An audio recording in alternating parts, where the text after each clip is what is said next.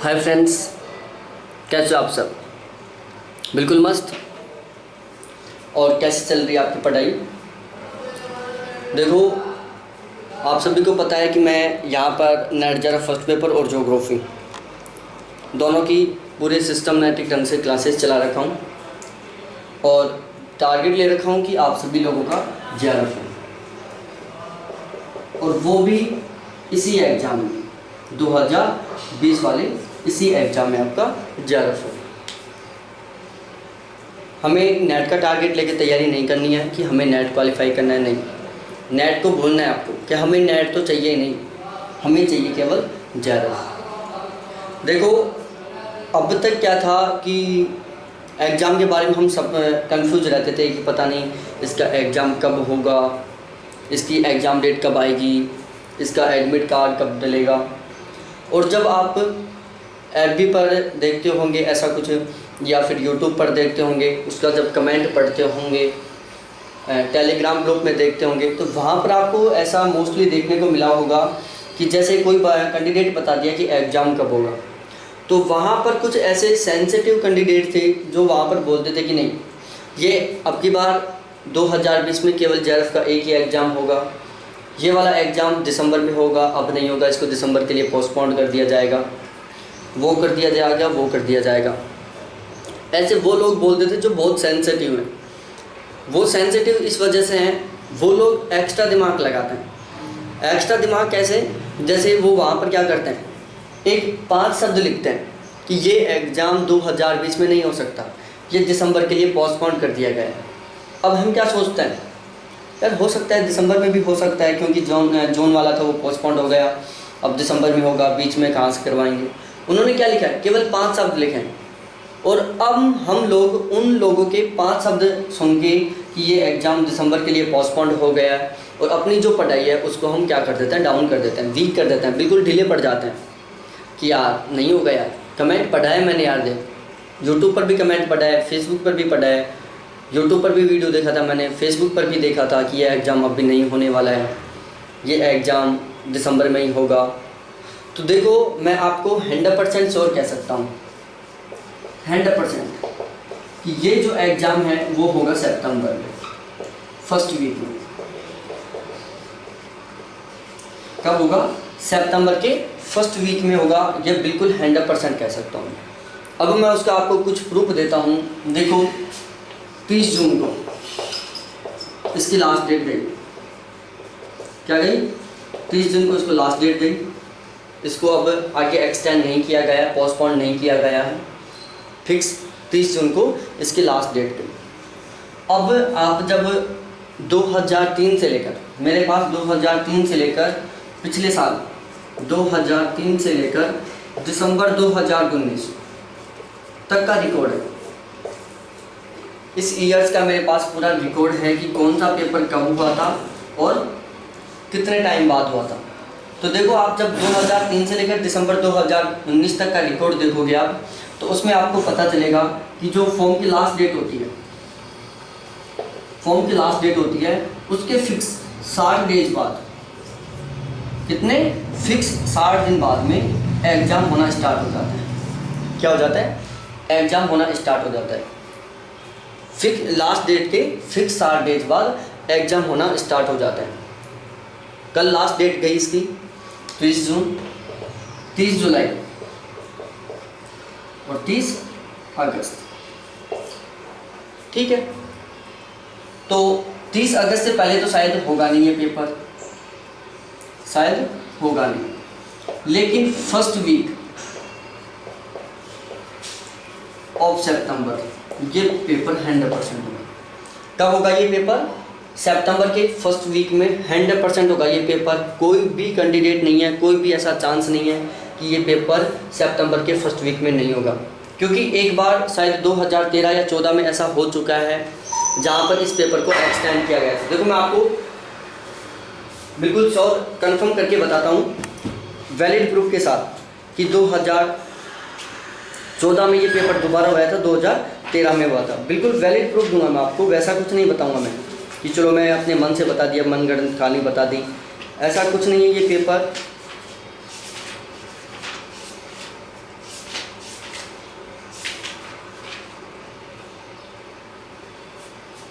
देखो जो जून 2013 का पेपर था,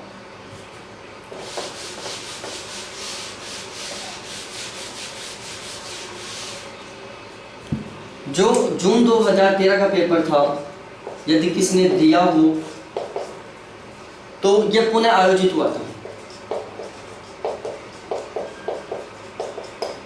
क्या हुआ था?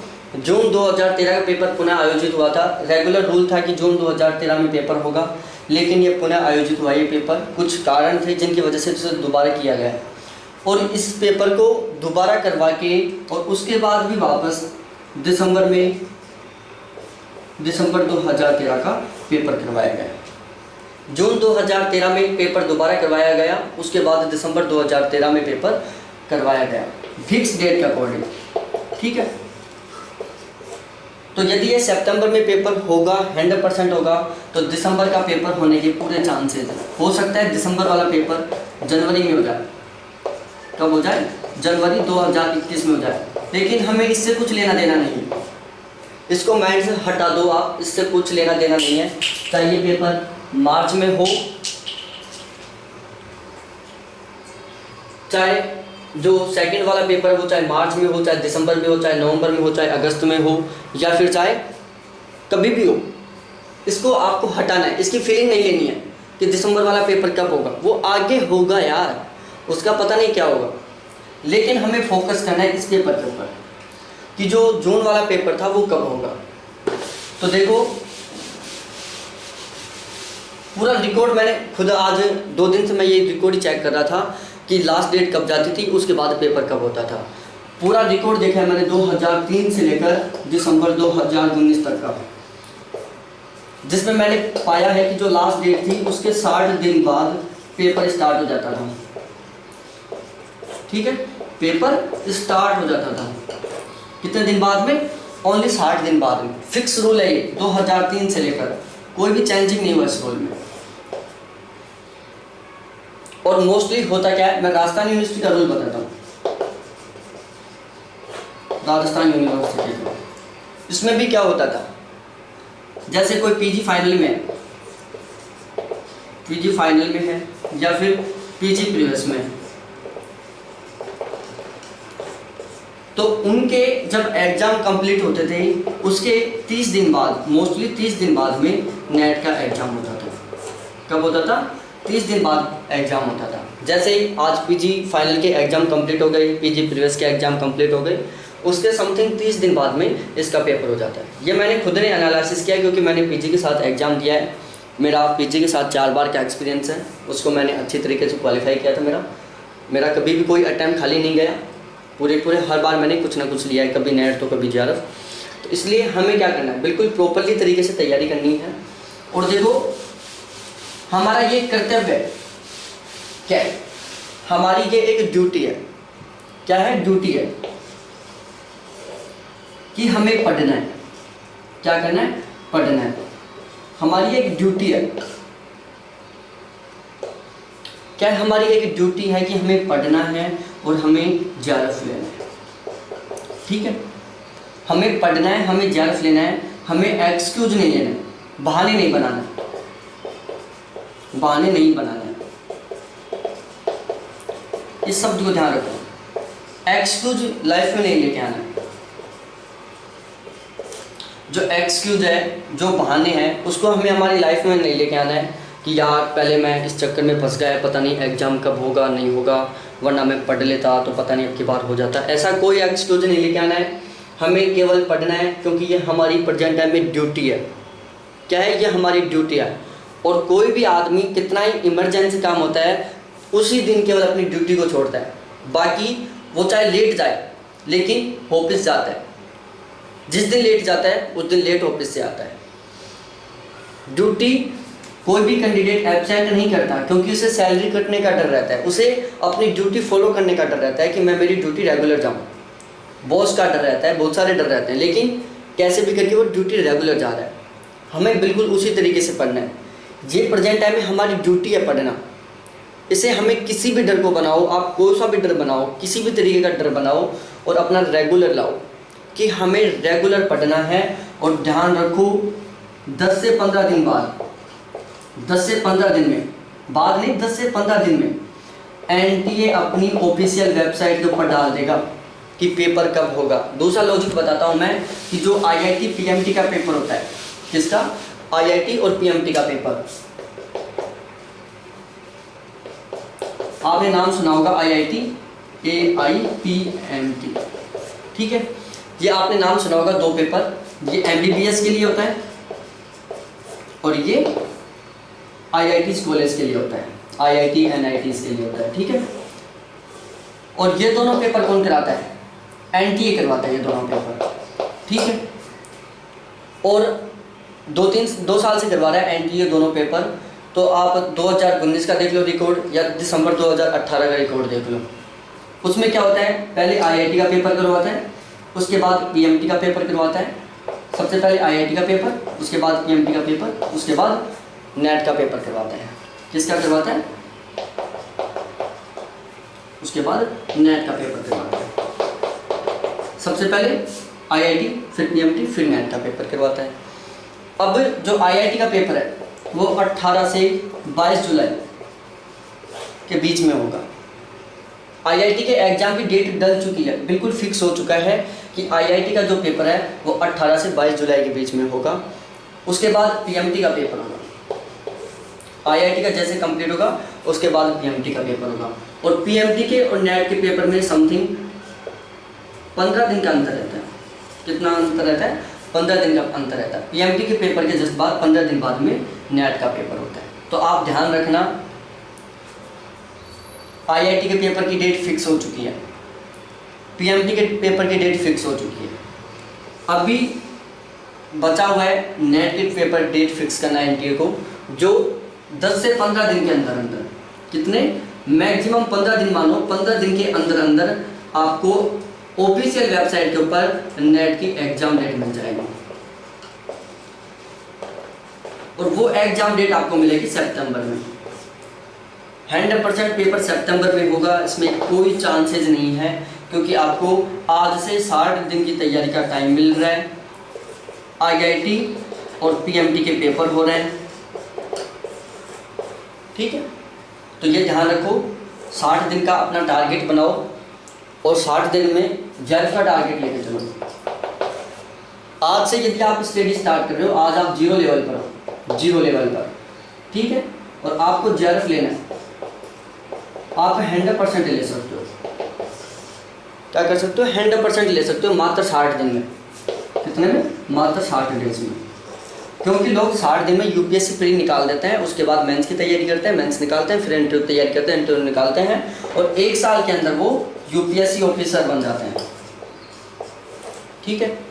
तो जेआरएफ कोई बड़ी चीज़ नहीं है, बिल्कुल 60 दिन का तो बहुत ज़्यादा टाइम आपके पास। नेट आप 30 से 40 दिन की तैयारी के बीच में निकाल सकते हो। ये बात मैं जनरल कैटेगरी के कैंडिडेट की कर रहा हूँ, ओबीसी एसटी एससी कैटेगरी के नहीं, जनरल कैटेगरी का कोई भी कैंडिडेट 60 दिन में जेआरएफ निकाल सकता है, 30 से 40 दिन में नेट निकाल सकता है। बिल्कुल सिंपल है, बिल्कुल कोई शक नहीं है इसमें, वो 100% कर सकता है। लेकिन उसके लिए उसको ये जो 60 दिन का टाइम है, ये 30 से 40 दिन का टाइम है, वो केवल और केवल स्टडी को देना होता है। वो 100% टाइम देना होता है, 100% टाइम। और वो 100% टाइम ऐसे नहीं, दूसरे दिखावे से नहीं, अपने दिल से पूछ के क्या करो, अपने दिल से पूछो कि आज मैं मेरा 100% दिया हूँ।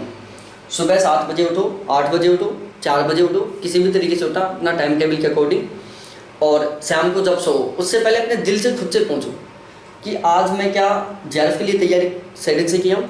जब दिल खुश, अपना दिल आंसर दे देना कि यार मस्त, आज आपकी तैयारी मस्त हुई है, 100% आप सही मानना। और जिस दिन दिल में ऐसे रहे कि यार आज मैं कम पढ़ा हूँ यार, उस दिन आपकी कम पढ़ाई हुई है, ये 100% मानना।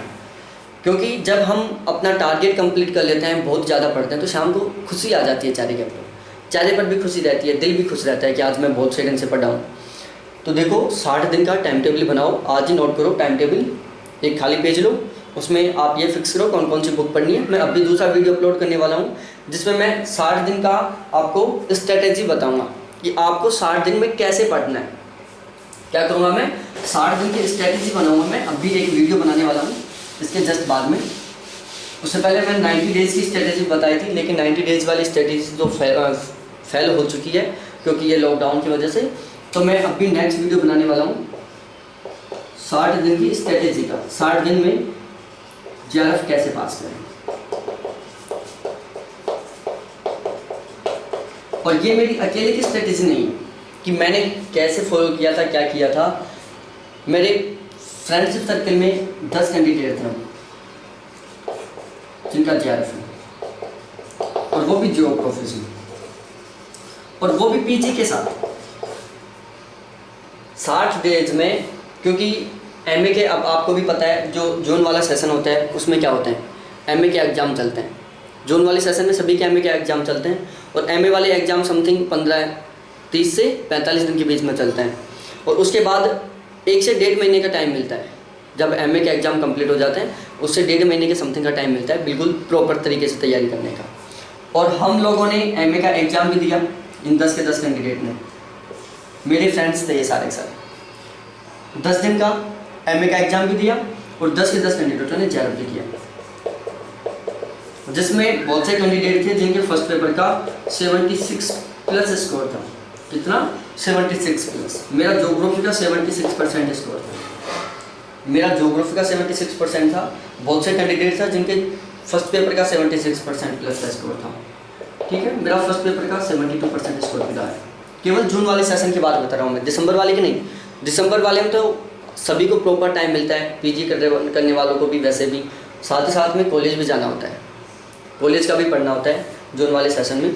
तो आप आराम से बिल्कुल सही ढंग से 60 दिन में जेआरएफ निकाल सकते हो, कोई शक नहीं है, कोई वो नहीं है दो राय इसमें। 60 दिन का टाइम बहुत होता है आपके पास।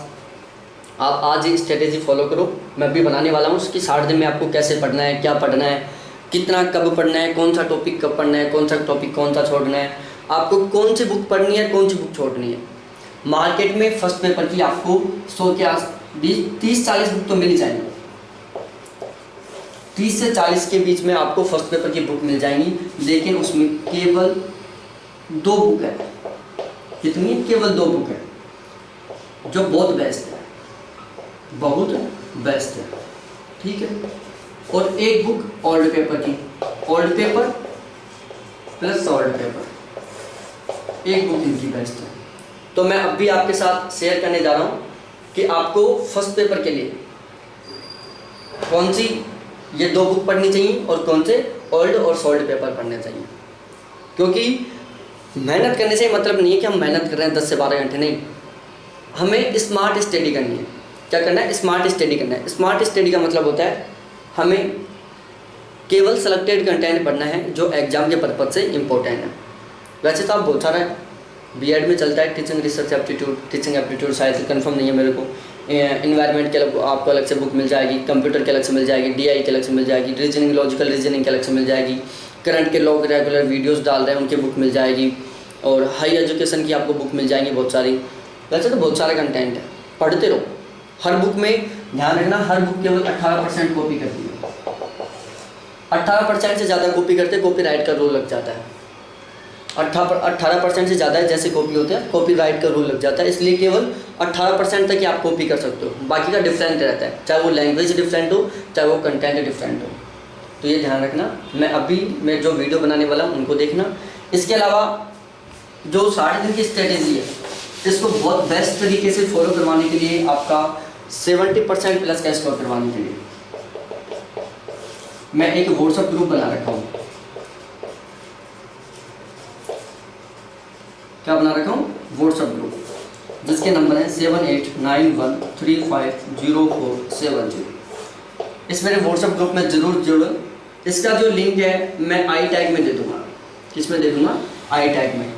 जैसे ही आप वीडियो देखते हो, यहाँ पर वीडियो चल रहा है आपका, यहाँ पर कॉर्नर में एक गोला सा रहता है जिसमें आई लिखा होता है, उसके ऊपर दाबना, और उसमें 5 वीडियो आएंगे मेरे, ऐसे 5 वीडियो की लिस्ट आएगी। उसमें देखना एक वीडियो रहेगा कि व्हाट्सएप ग्रुप से रिलेटेड, फर्स्ट पेपर का व्हाट्सएप ग्रुप। तो उस वीडियो का आप ज़रूर देखना। उसमें मैंने सारा कंटेंट क्या क्या पढ़ाऊँगा, किस तरीके से पढ़ाऊँगा, वो सारा का सारा दे रखा है मैंने, और वो केवल 60 दिन का है। 60 दिन का टारगेट लेके बनाया हुआ है, तो उसको ज़रूर देखना। अभी स्ट्रेटेजी वाला बना रहा हूँ, उसको भी ज़रूर देखना। ठीक है, और बेस्ट है इस व्हाट्सएप ग्रुप में जुड़ो आप। इसमें मैं बहुत सारा फिक्स और सेलेक्टेड कंटेंट पढ़ाऊँगा आपको। ठीक है, तो अब प्लीज़ 60 दिन आपके पास खींच के लग जाओ। क्या है, 60 दिन आपके पास खींच कर लग जाओ, खींच कर लग जाओ। किसके लिए? जेआरएफ के लिए, ठीक है। चाहे वो CSIR नेट का एग्जाम हो, चाहे UGC नेट का एग्जाम हो, चाहे CSIR नेट का एग्जाम हो और चाहे फिर वो UGC नेट का एग्जाम हो, दोनों के लिए ये बात कॉमन है। CSIR नेट वाले हो चाहे UGC नेट वाले हो, आपका एग्जाम सितंबर में होगा, सितंबर में होगा, सितंबर में होगा, 60 दिन बाद में होगा, ठीक है। तो मेरे जो नेक्स्ट 2 वीडियो आने वाले हैं, स्ट्रेटेजी वाला और ये जो व्हाट्सएप ग्रुप वाला वीडियो, वो आप जरूर देखना, आई टैग में मिल जाएगा आपको, क्योंकि बहुत हेल्प मिलेगी इसमें आपको। तो देखने के लिए थैंक्स, फिर मिलते हैं नेक्स्ट वीडियो के साथ, बाय।